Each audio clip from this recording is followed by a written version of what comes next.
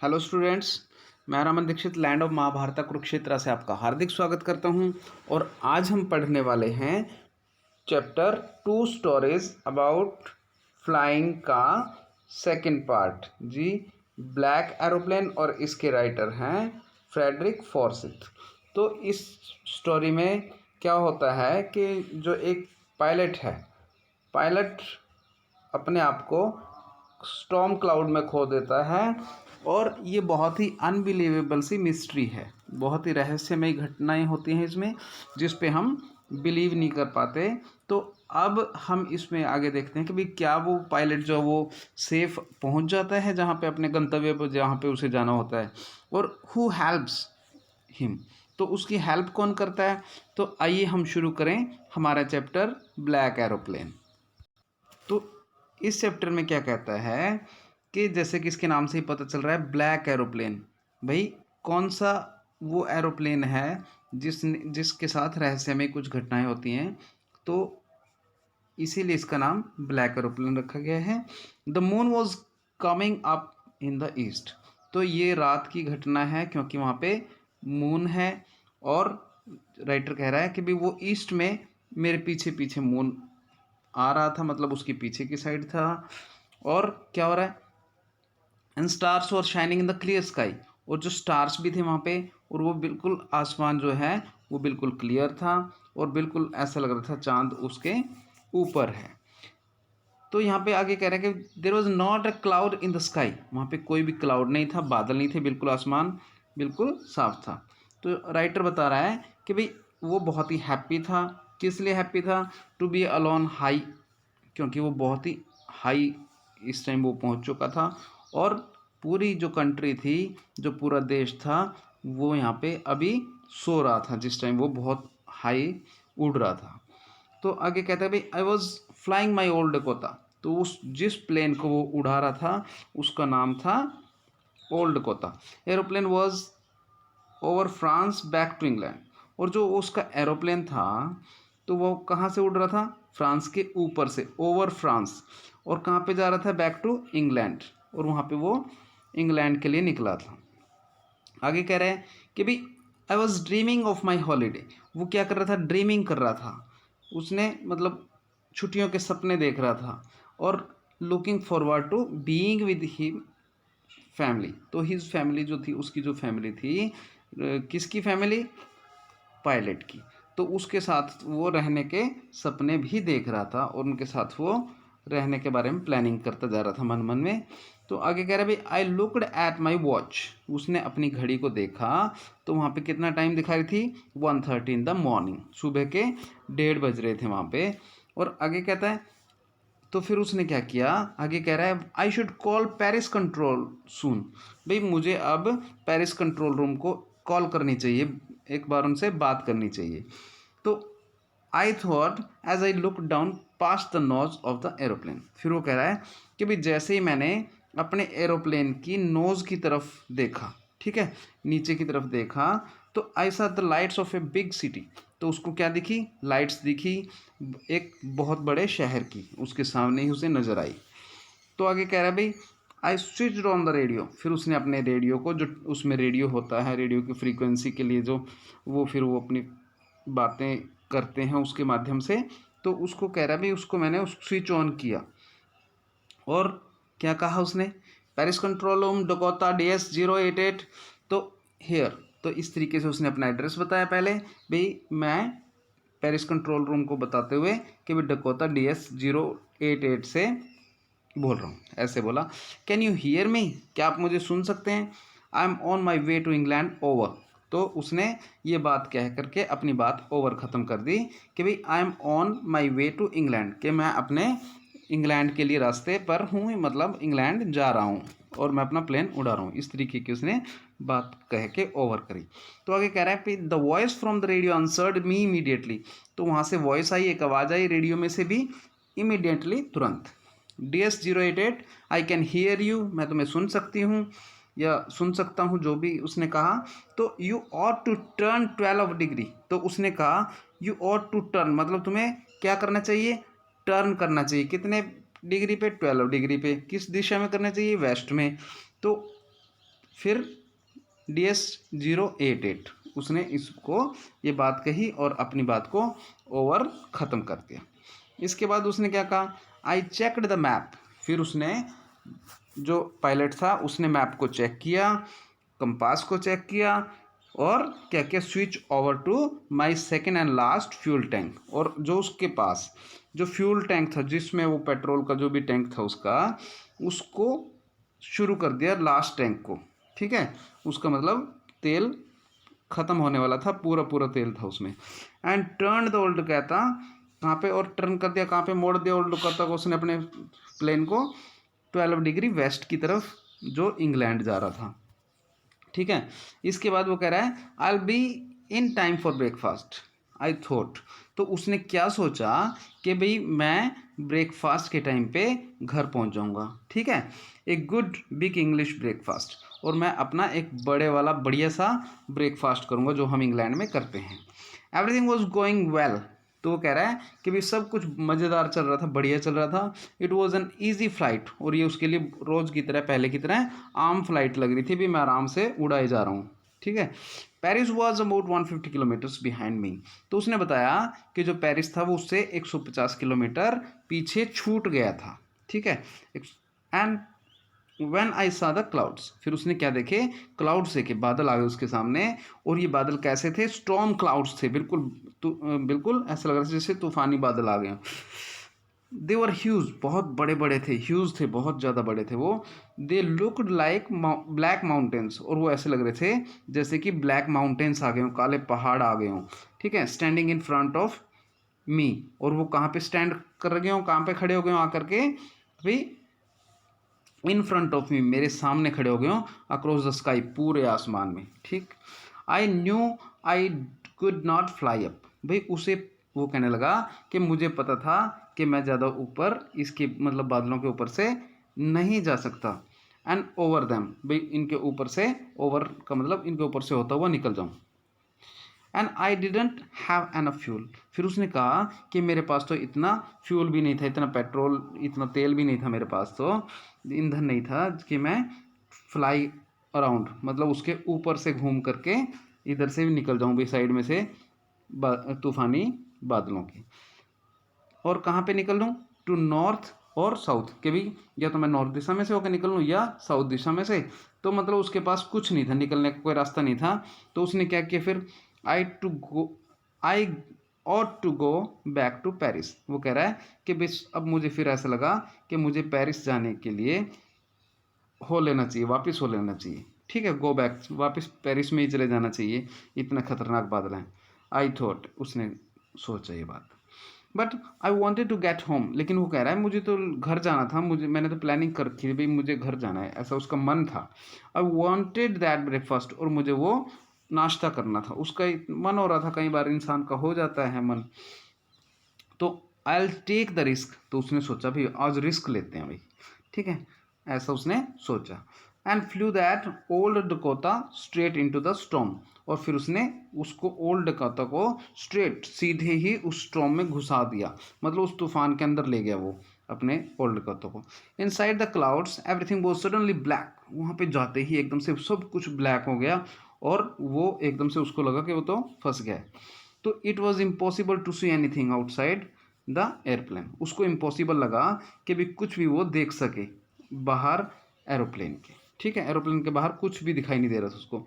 The old aeroplane jumped and twisted in the air. जो उसका airplane था वो जंप एंड ट्विस्टेड का मतलब जंप करने लगा, ट्विस्टेड मुड़ने लगा, मतलब हिचकोले खाने लग गया उसका जो उसका एयरप्लेन था।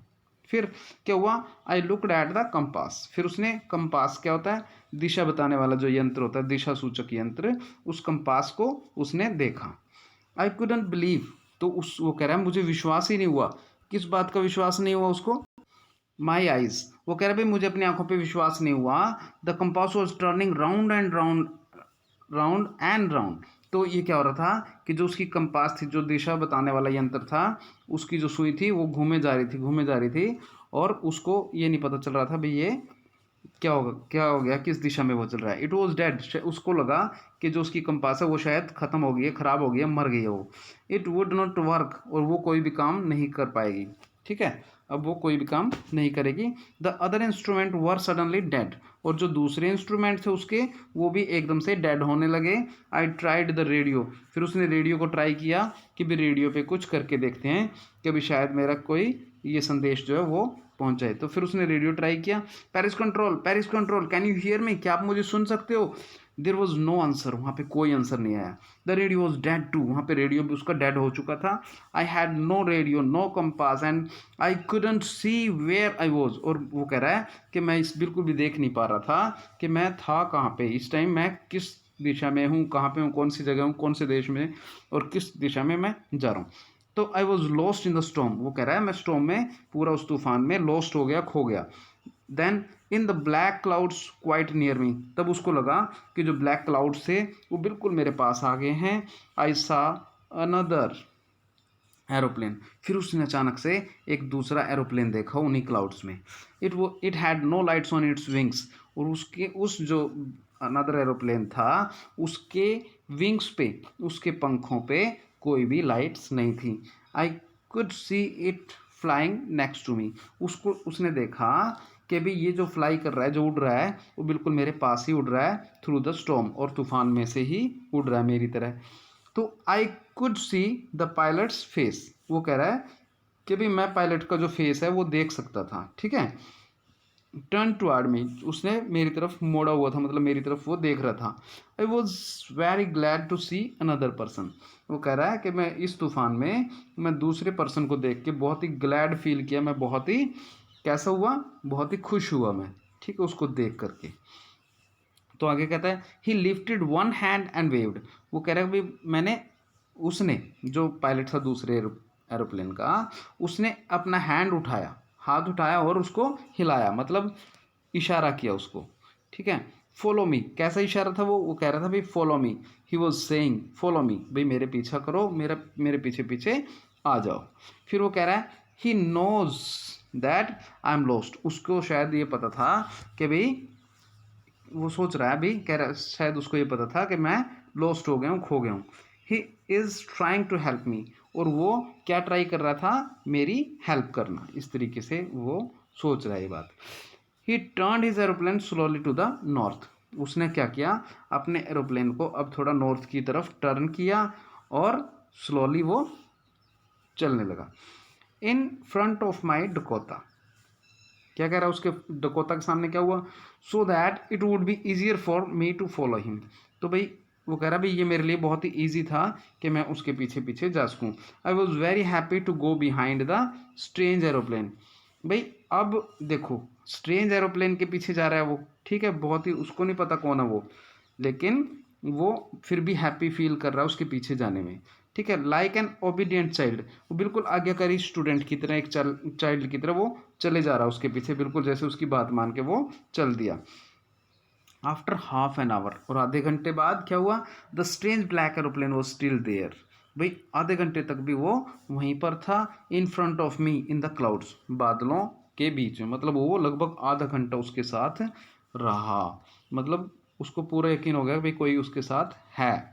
तो इसके बाद आगे क्या कह रहा है, आगे कह रहा है there was only enough fuel in old कोताज last tank to fly for 5 और 10 मिनट्स मोर, तो उसने कहा कि भाई इसमें केवल एनफ का मतलब इतना ही पेट्रोल बचा था, इतना ही फ्यूल था उसमें कि भाई उस अपने ओल्ड कोता को का लास्ट टैंक चल रहा था ये, और वो उसको 5 और 10 मिनट्स तक ही उड़ा सकता था, मतलब बहुत कम था उसके पास फ्यूल। तो आगे कह रहे हैं I was starting to feel frightened again, वो कह रहा है कि भाई मैं बहुत ही फ्राइटन्ड फील कर रहा था, बहुत ही डरा हुआ फील कर रहा था कि भाई ऐसा करने में।